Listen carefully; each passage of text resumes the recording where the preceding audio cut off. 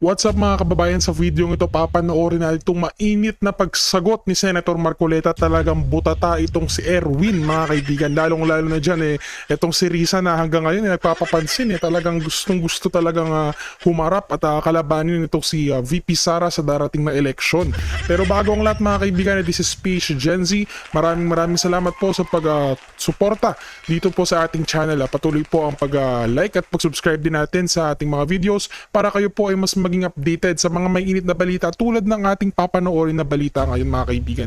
Butata na naman itong si Ping Lacson. Ito, maging itong si Pinky, sumasabay talaga Itong si Erwin, sabay-sabay silang nagsisikantahan. Erwin, si Ping, si Risa, si Kiko, yan yung mga kampon ng ilalim. Talagang dire-diretso talaga non-stop talaga, double time sila dahil natatakot po sila na talagang magulangan sila at talagang walang mangyari sa Senado kapag napunta ang impeachment dyan at mag-fail ang plano nila kasama ang admin. Kaya itong si Mr. Ben Dalo na si Erwin Tulfo, ito sabi ni binanatan ni Attorney Guanzon. Sabi ni Atty. Guanzon, biruin mo yung nagsabi ng Ben Dalo nagsasabi ngayon ng sumunod kayo sa batas.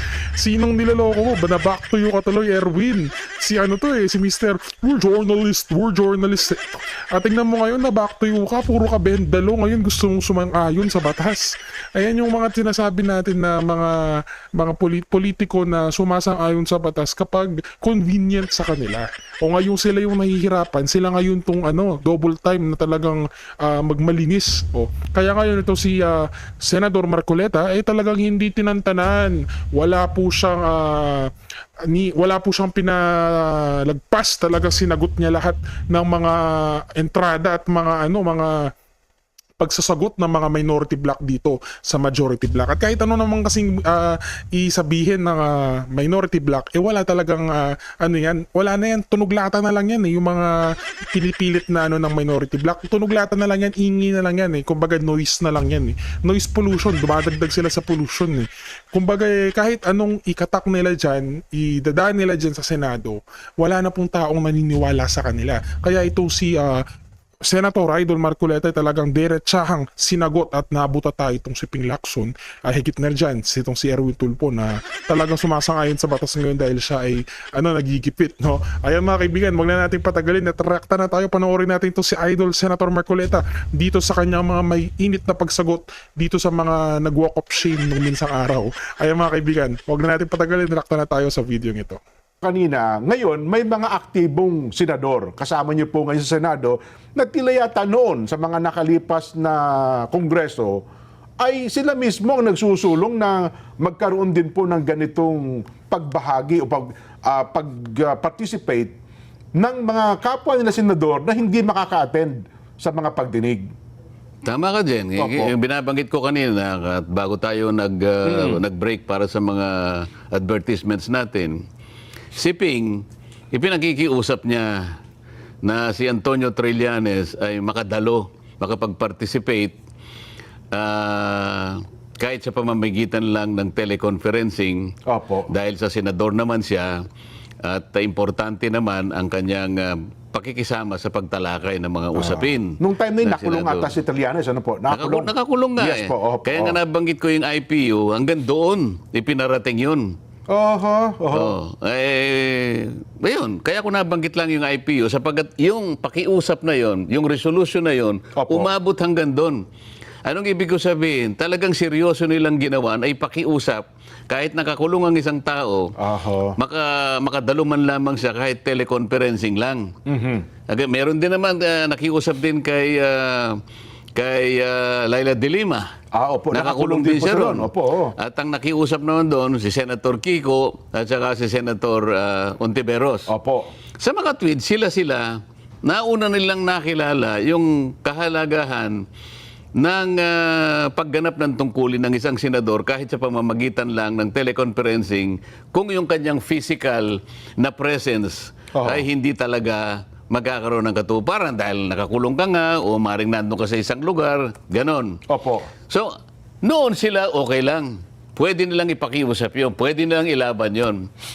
Pero nung kami na, ganun na lang ang kanilang pagtutol. Sukdulang mag-walk out. At saka hindi lang karaniwang pagtutol. Opo. Kung kinakailangang magsipag-walk out sila para lang mawalan ng saysay yung aming ginagawa, ay nakita mo na kung asa ng, di ba double standard tong ganito? Oho. At meron pang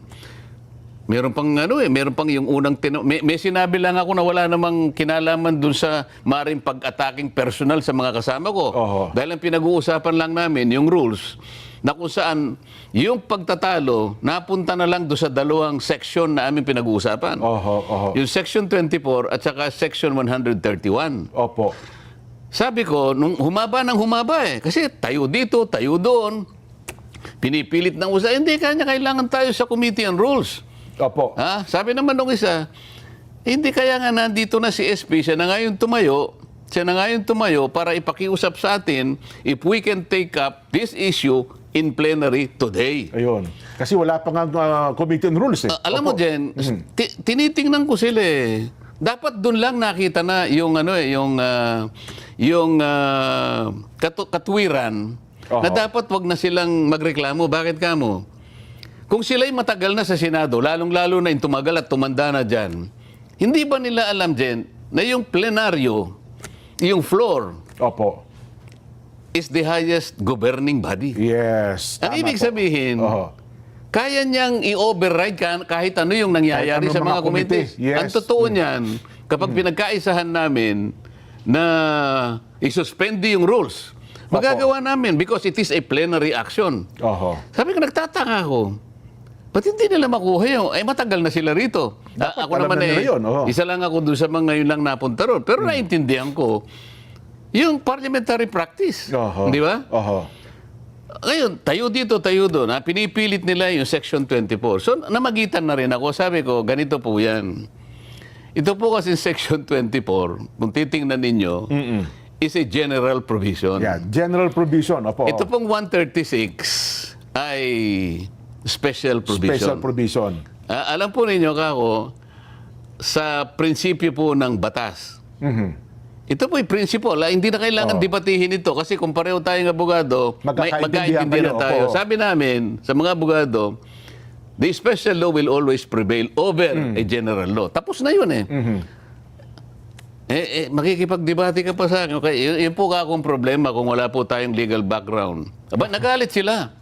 Parang minamaliit nyo raw yung kapwa yung Minamalit senador. nyo. Sabi ko, ma'am, please, sabi ko pa, Oho. do not make a conclusion like that. So ito, pinalilitaw nyo lang po talaga, hindi po nyo nakita yung distinction. Okay na po ako kung hindi po tayo magkaintindihan dito. Oho. Sabi ko ganyan, bago pa nangyari yun, tumayo yung isa rito eh. Ad hominem. Ayun, yan na nga po. Oh. Sabi ko, paano kaya? Alam niya kaya kung ano ibig sabihin ng ad hominem? Gusto kong bigyan ng halimbawa, Jen. Ano ba ang ad hominem? Oho. I-define muna natin. Ang ad hominem ay isang sitwasyon na kung saan may pinagdidibatihan kayong isang subject matter. Opo. Di ba? Halimbawa, kamukha nung nangyari. Ayan, opo. Yung motion na sinabi ko na pwede po bang susugan yung Section 41B. Oho. O, yung Section 41 kasi A, B lang yun eh. Oho. Section 41, paragraph A, paragraph B. Oho. No? So sabi ko, dadagdagan ko sana ng paragraph C. Letter. Oh, yes po. O, di, ang pinag-uusapan namin ay yung aking motion na sususugan yung Section 41 ng aming Senate Rules. Yun ang subject matter. Pero wala po akong pinagsabihan na, ikaw ganito ka, ikaw ganito. Wala pong ganon. Ang sinabi ko lang, sabi ko, pag ganuhin po natin, nagkakahirapan po tayo kasi po, yung iba po walang legal background. I am articulating a statement of fact. Yes po. Wala po akong sinasabihan. Itong isa, ad hominem ng ad hominem. Ang ad hominem kasi, Jen, imbes na yung pag-usapan natin, ay yung subject matter, pinagtitira mo yung kalaban mo. Pinersonal mo siya. Na may personal ka. Iyon ay malayo sa aking ginawa. Alam po nila yon. Makikita naman nila sa mga video. Ngayon, magbigay tayo ng example ng ad hominem. Opo. Kung naghanda na yung pinahanda kay Director, kung pwede nating pagawa ngayon para sa mga kababayan natin. Ipapanood ba natin? Sige nga po. Kung po pwedeng ipanoorin na natin direct kung okay na yung Video. inihanda ni Pogi. Ayan. Oho. Meron ba? Para example lang, ipanood natin sa kanila, Sen. Ito ho, ito, lantarang ad hominem po ata ito. Example, ayan. Yan, Paulit-ulit na. Ikaw na magbasa. Paulit-ulit na sinasabi na ito ang batas.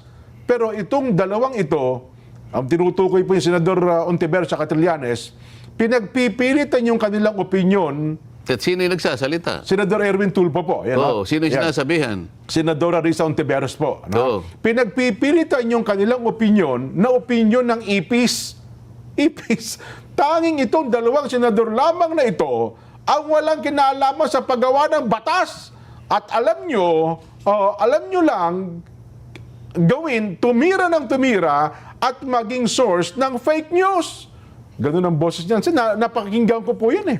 Yan ang halimbawa, yan ang halimbawa ng ad hominem. Yan ang talagang literal na ad hominem. Yan ang literal na ad hominem. Opo. At nakakalungkot, sa kanya pa nang galing pala. Di ba? Ako ba nagsabi ako na gano'n? Hindi. Ako ay gustong tumulong sa ikatatapos ng aming pinagtatalunan. So I offer some kind of help na sana maintindihan nila. And hindi ako nagtagumpay kasi hindi nila maintindihan dahil wala nga siyang legal background. Ngayon, daming kinuha nag-trigger sa kanila yun. ang dami namang mga abogado, lalo na yung mga pulpul na abogado na ayun, nagpilit merong nagpalitrato doon sa library yata, punong-puno na libro ng mga yung background niya puro legal books. Opo. Yan, kanya may legal background na ako. Alam mo, Jen, ito mga ganito, hindi nakatutulong para linawin ang isang napakasimpleng bagay. Hindi ba? Yes po. Sinabi ko lang na ito po ang, baka makatulong po, iwasan na po natin itong bahagi na ito kung tatanggapin po ninyo itong prinsipyong ito na sa batas po ay nangyayari. Hindi ka ganito. Wala na po akong magagawa. Hindi po tayo magkakaintindi. Kaya pala nung tumindig si SP Alan, nung pagkatapos magsalita, meron daw niya kasi mga lingwahe, kayo mga abogado na kayo nagkakaintindihan, at saka lingwahe ng mga hindi abogado na hindi nyo naintindihan. Hindi, meron pala. nga sa amin, sila nga yung gustong-gustong magsalita dyan. Well, tama kayo. Merong magsasabi dyan, res ipsa loquitur, sabi niya. Sila pa yung nag-ano. Latin yan, Pero ako hindi ako kumikibo sila yung nagsisimula At saka gumagamit pa sila ng pagka nag-privilege speech yun dyan, Lo and behold, ganyan kung napanood mo yung Ten Commandments dyan, parang nakita mo si Moses na nakaharap sa Nile River. Yung dagat na pula. Ewan ko, dagat na pula yata. Dagat na pula, opo. Lo and behold, mga ganyan, Kaya, Mr. Speaker, for the life of me. Talaga, napakahilig nilang gumawa. Sila yung mismo gano'n. For the life of me, Mr. Speaker. Pray tell, Mr. Speaker. Pray tell.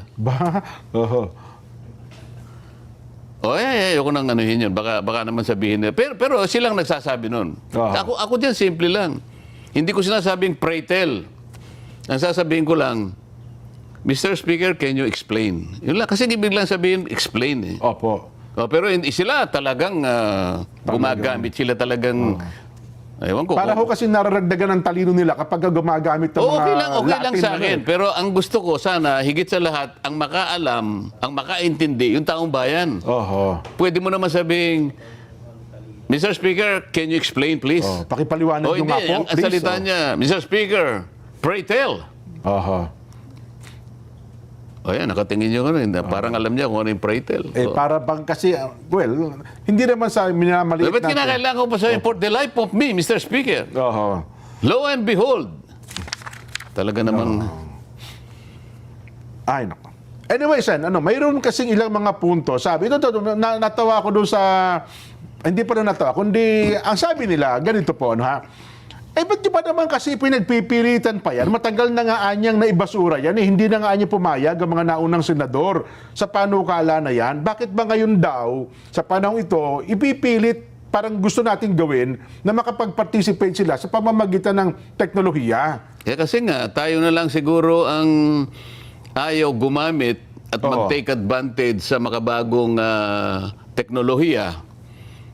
Ang siyensya, mayabong na dyan, di ba? Opo. Oh. Tingnan mo yung World Congress dyan. World Congress na to dyan. Oho. Pinagagamit. Huwag na tayong lumayo. Malayo pa yun eh. Malaki pa yun eh. Oho. Balingan mo yung House of Representatives dyan. Opo. Nakakaboto sila online. Kung minsan, halimbawa, hindi nakarating yung kasi buong Pilipinas naman yung nandun siya sa kanyang distrito. Gusto niyang bumoto. Gusto niyang i-register yung vote niya.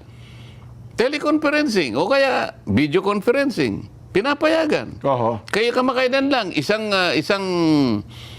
batas ang kanilang parang pinagbutuhan sa third reading yata o second reading. Oho. 255 ang nag-participate. Yung iba, online. Oho. O, bakit yung mababang kapulungan pwede, yung mataas na kapulungan, Hindi pwede. Hindi pwede. Oho. O bakit ang COMELEC ngayon, pinapayagan online Voting. yung bote, yung balota mo, pwede kang bumoto online. Bukod doon, bago yung online na yun, merong mail voting. Opo. Anong ibig sabihin nun? Lahat binibigyan ng pagkakataon makapag-participate, makinabang ka sa gawain ng demokrasya. Oho. Kailangan ng tao makialam. Sa pagboto, kailangan kasi. So, bigyan mo lahat ng pagkakataon. Oho. Kaso, ang sinasabi kagad nila, o kaya naman yun lang sinusulong yan, gusto nyo makaboto si Bato eh. Ang makikinabang lang daw, kasamahan ninyo. Ano naman ang masama kung makikinabang yung kasamahan natin? Senador naman yun eh. O ano naman ano ba kasi ang kanilang pinipigilan doon? Kasi pag nakaboto si Bato, 'di ba? Makakatulong sa amin. Sa suma total, hindi pwede sa kanila, ayaw nila 'yon. Siyempre ho. 'Di ba? Tututulan nila yun. Oho. O bakit nung panahon ni De Lima, panahon ni Trillanes, o bakit sinusulong nila 'yon? Oho. Bakit ngayon naman ay hindi pwede? So kailangan malaman po ng tao lahat ito. Para sa ganon, kayo po ang magpasya din. Kung tama ang ginagawa nila, ayun, bigla po silang umalis. Tama ba yung ginawa nila dyan sa palagay mo? Parang immature nga yun siya, no? Hindi mature. Paano yun? Halimbawa, kung napakaraming mga kabataan, halimbawa, merong subject na sa mga eskwela. O kanya, class, para makita nyo ang aktwal na nangyayari sa Senado, ang ating subject matter ngayon ay tingnan natin ang kanilang proceeding. Ano? Nako. Pagkatapos yun ang nakita, merong magtatanong sigurado, lalo na yung mapagtanong ng mga kabataan dyan. Lalo na ikaw, nung bata ka, tanong ka ng tanong, kaya palagi kang nakukurot ng teacher. Nako, talaga na mapipilitan tayo eh. Ano po ba yung... bakit po nagsialisan ng ganun?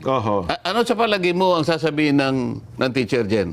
Baka sabihin, ilipat nyo, huwag naman dyan. Mag-iba tayo ng channel. Baka hindi siya magpapaliwanag doon kasi...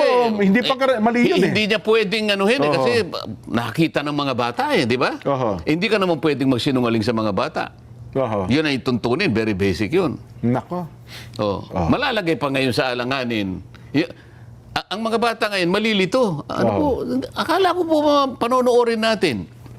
Ipaliwanag po ninyo ano nangyari. Bakit po sila umalis? Yun po ba'y gawain po ng Senado? Hindi ko alam, baka hindi makasagot yung teacher sa ganong pagkakataon. Nako. Gusto niyo ba makita? Meron pa rin mga sample ng mga itong ad hominem talaga. Ad hominem. Sige. Ipakita pa natin. Ito talagang literal na sabi ko, ad hominem talaga ito. Direct, ipakita pa natin. Ayan. Ito naman, ang kino-quote dito, Senator Elvin uli, sang-ayon po ko kay Tatay Diggs na si Kiko Pangilinan na yata ang pinaka, ayun, pinaka, basahin mo, ad hominem Oo nga pala, hindi sa akin galing, ad hominem, yan, sabi niya, si Kiko Pangilinan na yata ang pinaka-bobong abogado sa balat ng lupa. Alam mo kung bakit ko lang pinaano yon? Opo. Hindi para kay Senator Kiko yon. Para lang malaman ng tao na pareho na sila ngayon sa minority. Magkakampi na sila ngayon, magkasama na. Hindi mo pwedeng balikan yung pinagsasabi mo sa mga kasama mo. Pagkatapos sasabihin mo na ako wala naman ako sinabing masama, ako pa yung nag-ad hominem, ikaw nga yung pinagsasabi mo. Yan ang pinakamabuting halimbawa ng ad hominem. Yan ang talagang At literal, ngayon, opo. nakisama ka pa sa kanila. Oho. Hindi ko malaman kung paano nangyari yan eh. Oho. Bagamat baka sabihin katwiran, hindi pa ako senador nung panahon na yan eh. Oh, Nung nasabi niya yata yan. walang pinag-iba yan? Oho. Walang pinag-iba yan? Wala na bang iba? Meron pa Meron eh. pa rin, isa, ano pa? Direct. Yan. Baka naman inaprubahan ng mga kasama ni Kiko Pangilinan, mga sandabukal din ng mga pulpol na senador. Oh, Yun. Yan ang Ang talagang... example ito kung paano mo sasabihin ang isang bagay eh. Oho. Diyan alam mo, siguro makakapagsalita ka ng isang bagay na halos ayaw mong sabihin kung galit na galit ka na. Ay, opo, totoo yan. Opo. Yung punto na talagang sasabog ka na eh. Oho. Ano?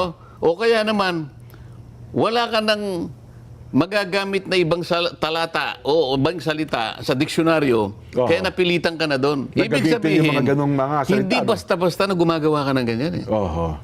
Yung pagpipigil, yung kabutihang asal, palaging nasa atin yun dyan eh. Ay, opo naman. Opo naman. Hindi ka basta-basta magbibitaw ng ganong klaseng mga pananalita, kagaya ng binasa mo, Oho. kung yung pagkatao mo ay ganap.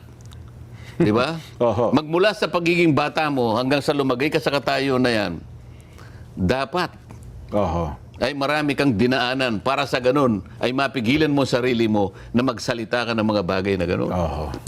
Kahit pa, galit pa, kahit pa sa anong sitwasyon, hindi mo dapat sabihin yun. Ano ha? O lalo ngayon, Lalo ba? paano ngayon kung tanungin siya? Oho. I-reconcile mo nga yung sinasabi mo ngayon Oo. at saka yung pinilit mo pang sumingit habang nagsasalita ako. Oho. Sino ngayon ang nagsasalita ng ad hominem? Mabuti na lang nakakuha kayo. Meron pa ba? Meron pa yata. Meron pa ba? Oh, sige nga. Oh. Pag ikaw nasa Senado, ikaw ay gumagawa ng batas. Think, di ho ba? Pinapasweldohan po namin kayo para mag-isip, hindi para magngak-ngak at magdaldal. Masakit ang mga salitang ito. Ayan. Oh. Siguro naman ay nakakalap tayo ng napakarami ng ad hominems. Yan ang Mga halimbawa po na mga kababayan, halimbawa lang po ito na ipinakikita namin, huwag po ninyong gagayahin, mga Wag, kababayan. opo, oh, bad Huwag po yan. po ninyong gagayahin. At alam po naman namin na hindi nyo gagayahin. Oho. Pinakita lang namin kung paanong siya mismo na tumayo na ad hominem siyang ad hominem, pero siya po ang pinanggalingan ng maraming ad hominem. Oho. Yan po ang gusto lang naming sabihin sa inyo. Ako, Sen, kasi basa ko ng sitwasyon na yan, parang naghanap lang sila ng dahilan para mag-walk out. Parang pinlano talaga ata nila, no?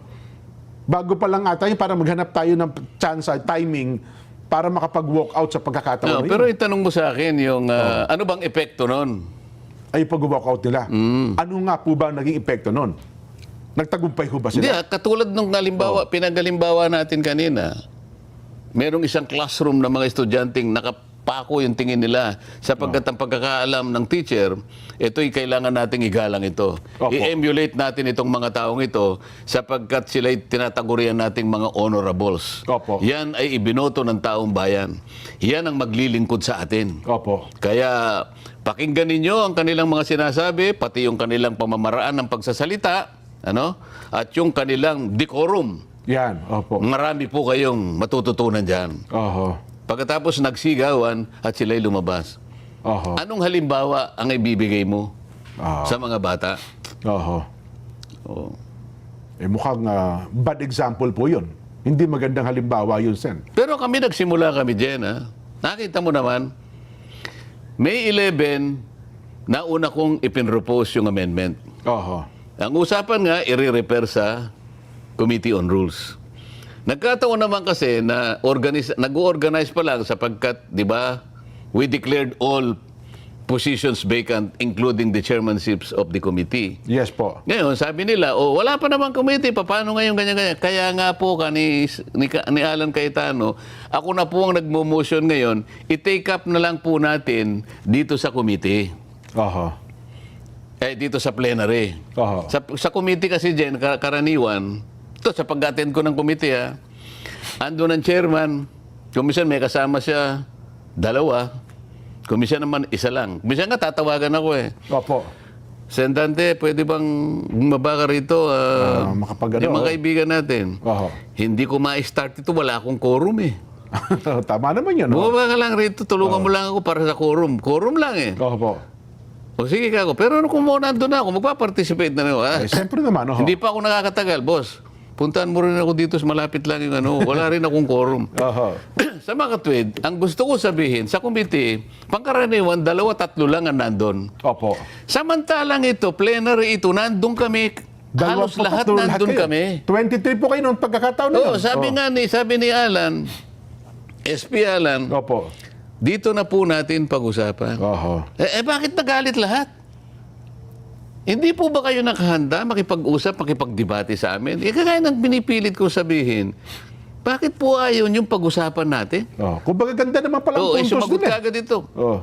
Why are you very in a hurry? Yung ganun, Yan, ano? oo. Ay, iba pa yung islang-islang, yan. Oho. You're very in a hurry.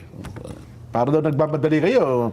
Kasi daw, Hindi ba, pagka namang impeachment, hindi ba sinabi ng Constitution, forthwith? Hindi na, batayin yung madaliin. Ganun na naman sila eh. Oho. Pero ito, minamadali namin, nagagalit.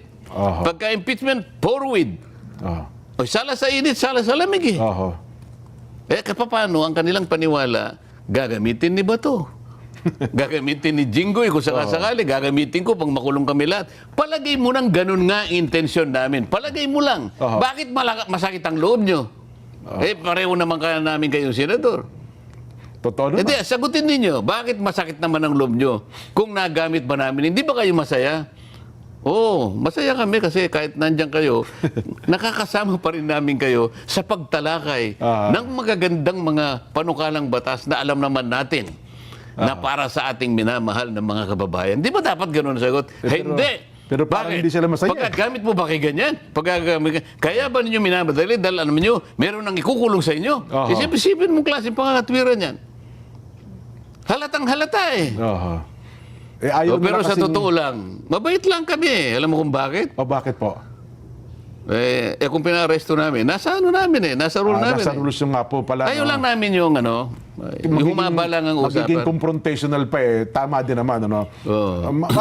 At least malumanay din naman si SP Alan, ano?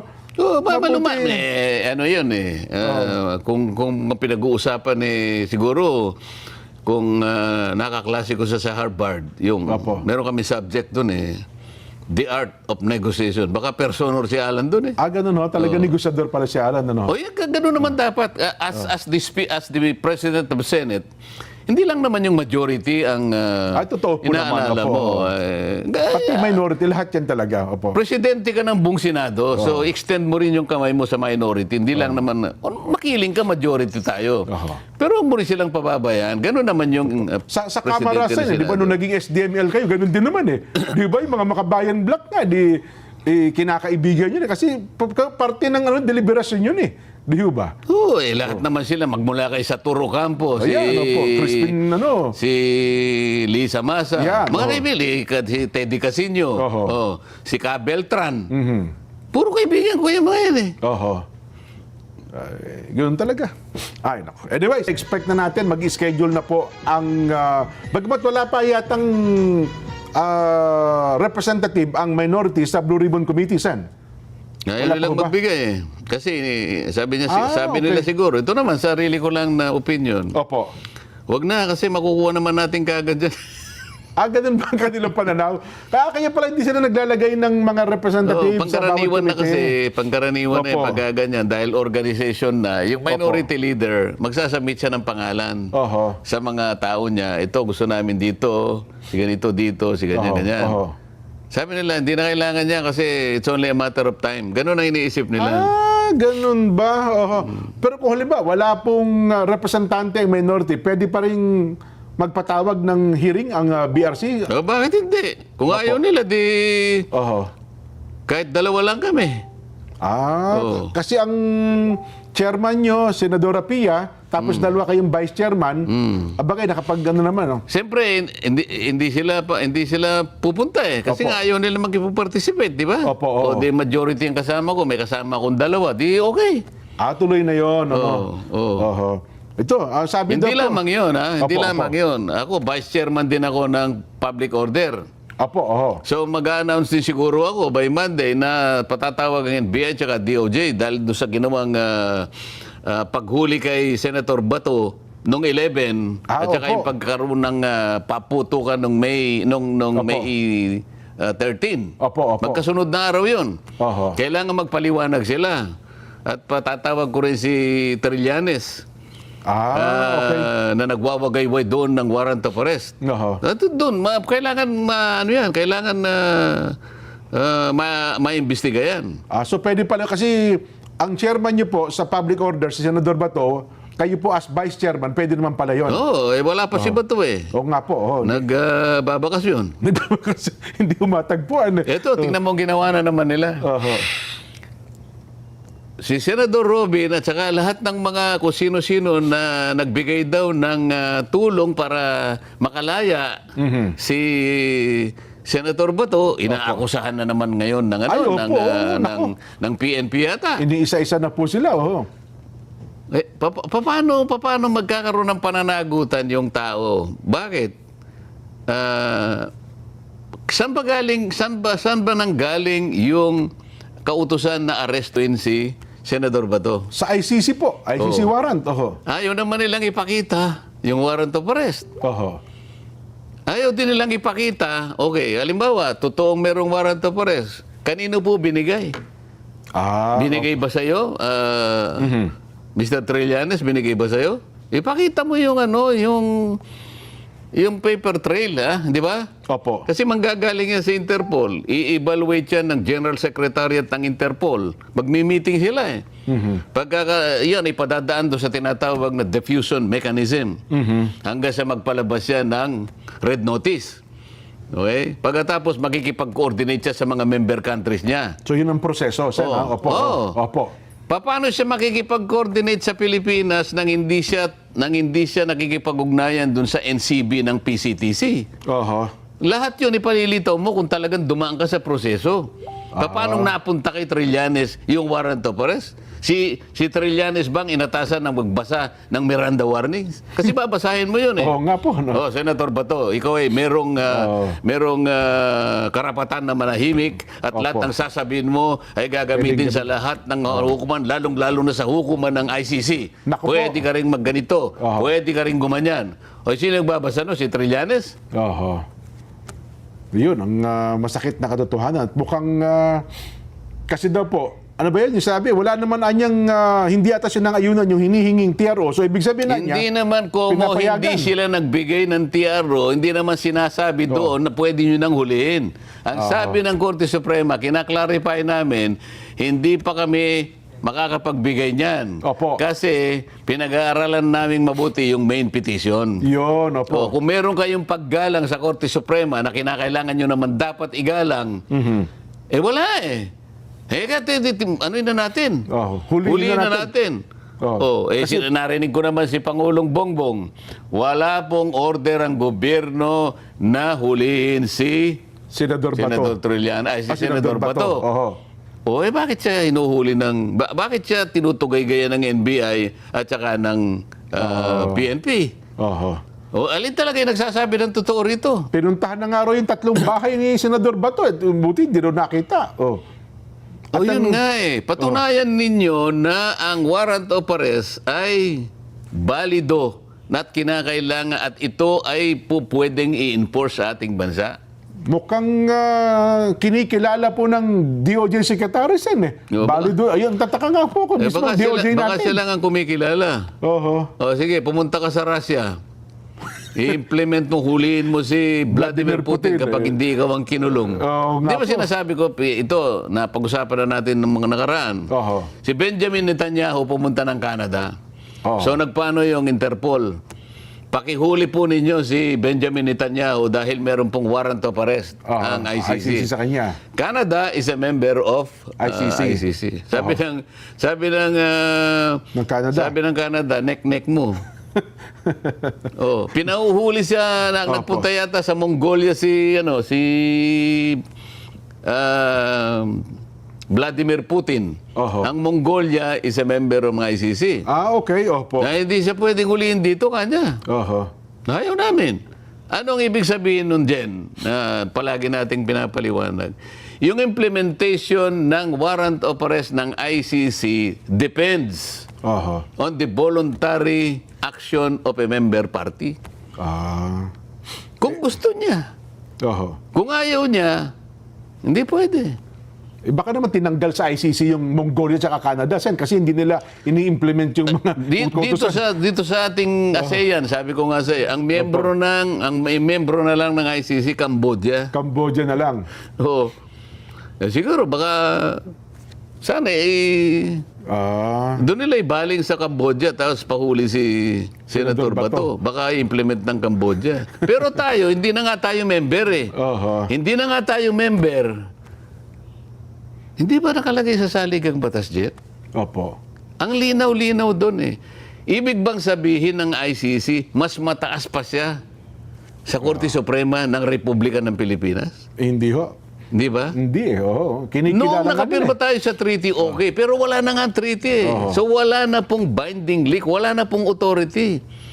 Ang ICC, mga kababayan, 24 years old lang as of May 2026. Alam po niyo kung gaano na po katanda ang Korte Suprema ng Pilipinas? Oho. 125 years. Gano'n na tayo, no? Pagkatapos, paiilalim ba ang ating Korte Suprema sa ICC? Oho. Ayan po yung mga tanong eh. Kaya nga, pagka nagkaroon ng hearing, Oho. ayan po, binibigyan ko na po kayo para alam na po niyo isasagot nyo. Makapaghanda na sila, oh. Oo, pero pagdating nyo po, hindi po itatanong ko sa inyo. Tandaan po ninyo. Si Secretary Bida, alimba, Secretary Bida. Dumating po kayo. Ito pong pinag-uusapan, sinasabi ko sa inyo ngayon, hindi ko na po itatanong, iba na po itatanong ko sa inyo. Ayan. Nako. Ito pala, may announcement po, Senador SP Alan Sen, no?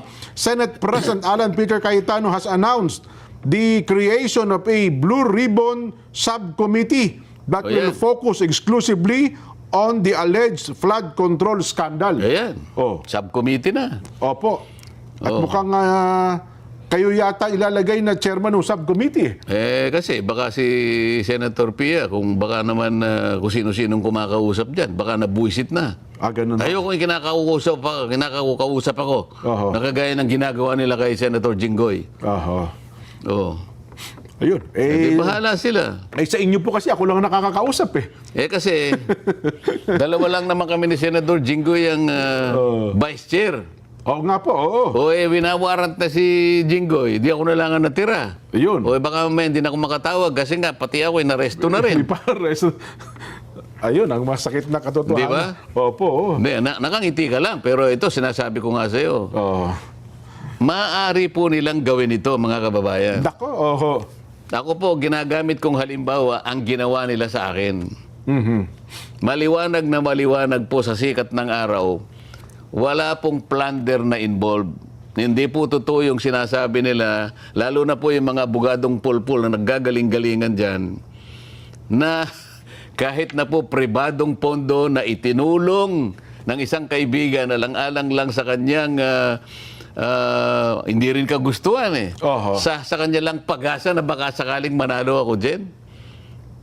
Babaho naman. Isasangkut mo pa sa plunder. Kung hindi nyo kaibigan, hindi kayo tutulungan nun. Kanina pinaliwanag ko na Opo, sa'yo eh. Gusto ko mangako ng mga bagay na maaaring kong maitulong sa kanila Oho. sa mga darating na panahon. Tatawanan lang nila ako eh. Siguro sasabihin niya, boss, huwag na. Ikaw naman ay number 33 ka eh. Di ba? Kung ikaw ay number 2, boss, sigurado. May laban tayo dyan. Yan, oo. Di ba? May impluensya ka na pagka nagkataon, oo. Pero kung ganon, sa layo, Sen, kaibigan lang kita. Kung hindi kita kaibigan, itataguan na kita. Pero ngayon, ayan, ginawa nila ako ng usap. Ginawa nila ako ng kaso. At pinasasagot ako sa takdang panahon. At sasagutin ko naman po yan.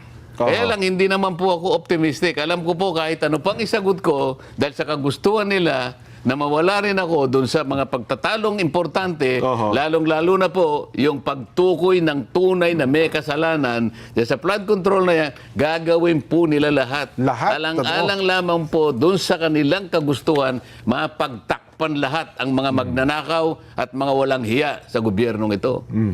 Pero Sen, curious lang ako, hindi naman ako, kumbaga, hindi ko po alam ang rules. Halimbawa, nakulong ho yung ibang kasama ninyo, no? Wala na kayong 24.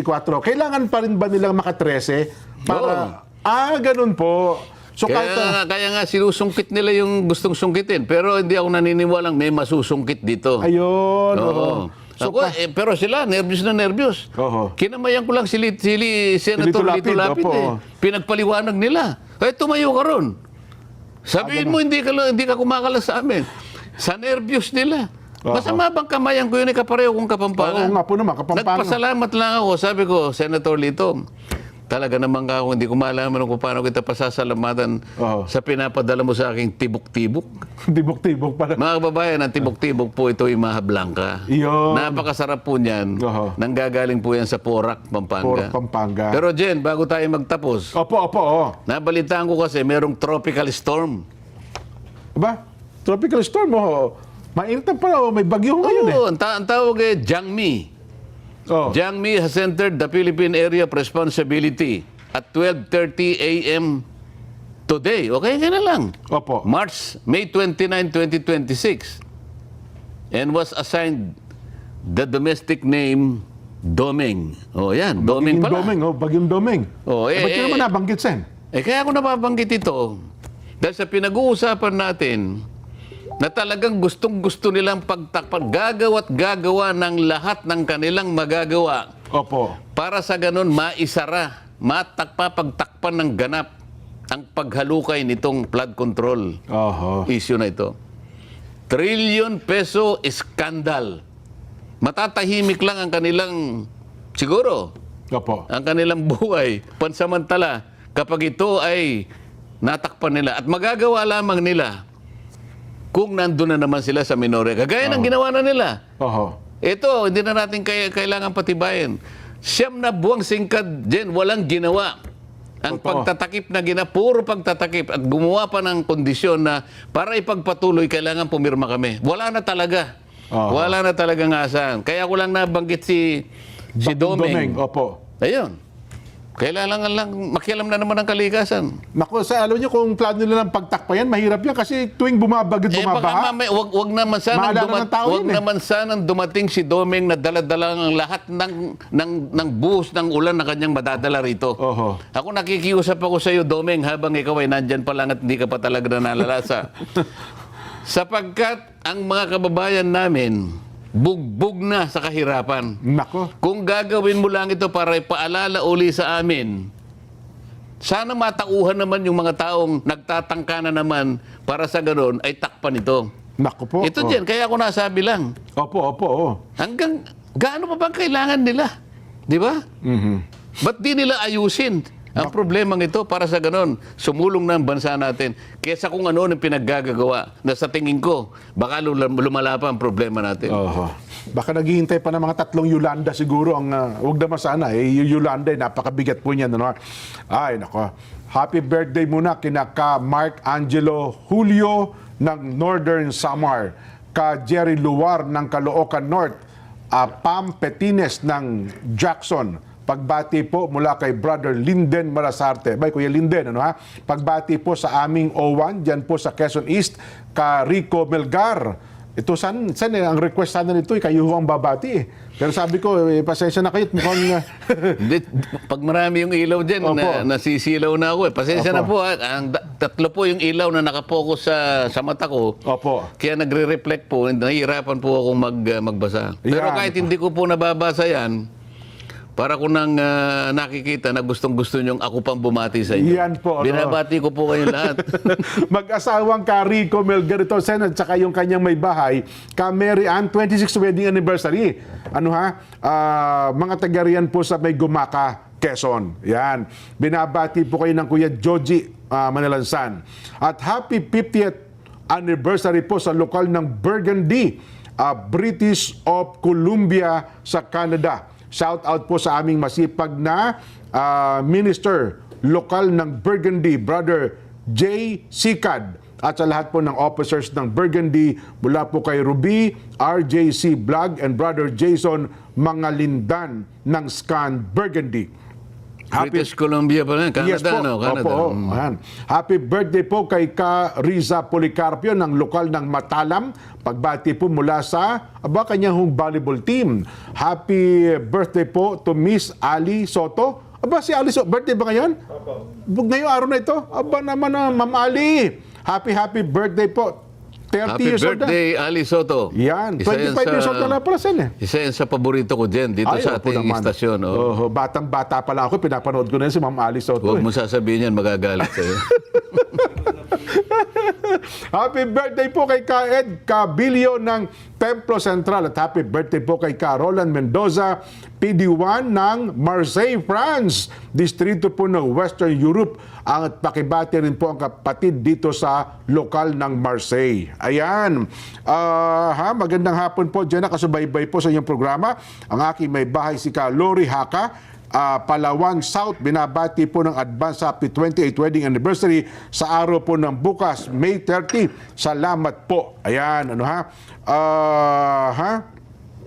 ang mga taga Mindoro pala ang ating kaibigan si Mayor Joan Enriquez. Birthday pala sa araw na ito. Ngayon? Opo. Ayan. Kaya sinasabi ko na sa'yo eh. Si Ma'am Ali ang aming Yan, po akala paborito. mo siguro Naku po. eh. 25 years old. Ngayon pala, birthday din kasabay ni Ma'am Ali Soto ni Mayor Joan Enriquez na Mindoro. Ayan. Nanonood po sila ngayon. Ayun. Pakibati rin po, ang Tito Edco sa lokal ng Muntinlupa. Happy 75th birthday po, June 2. Advance greeting po kay Sen Marcoleta. Pasensya na po yung mga gusto magpabati kay Sen. Ako na po ang bumabasa. Pasensya na po kayo. Wala, ito lang kakaya. Ito lang po ang kaya natin. Baka magtampo po yung iba. Dahil sa napakarami po nito, ang Brother Levi Castro, Kuya Louie Quintana sa bahagi po ng Macau, Kuya Patrick Millard Magsino, at marami pa pong iba. Hindi ko na po maisa-isa. Pasensya na po kayo. Sen, salamat po ng marami sa inyo. Salamat sa iyo, Jen. Kahit dadalawa lang tayo, ay naniniwala ko na nakapibigay tayo ng mga kaukulang impormasyon sa ating mga kabayan. Importante naman yon para sa kanilang kabatiran dyan. Para hindi sila nalilinlang ng maraming mga manlilinlang na ngayon ay talagang nagiging aktibo. Ayan, po. Salamat po ng pasensya na po kayo sa napakarami ng mga gustong bumati. Sabay-sabay po ito binabasa ko, kaya iba po ay next time, bawi po kami susunod. Biyernes po ngayon, sabi nga po natin, dapat masarap po inyong hapunan sa araw na ito. Maraming pong salamat. Hanggang sa Lunes po, magkita-kita ulit tayo. Bye!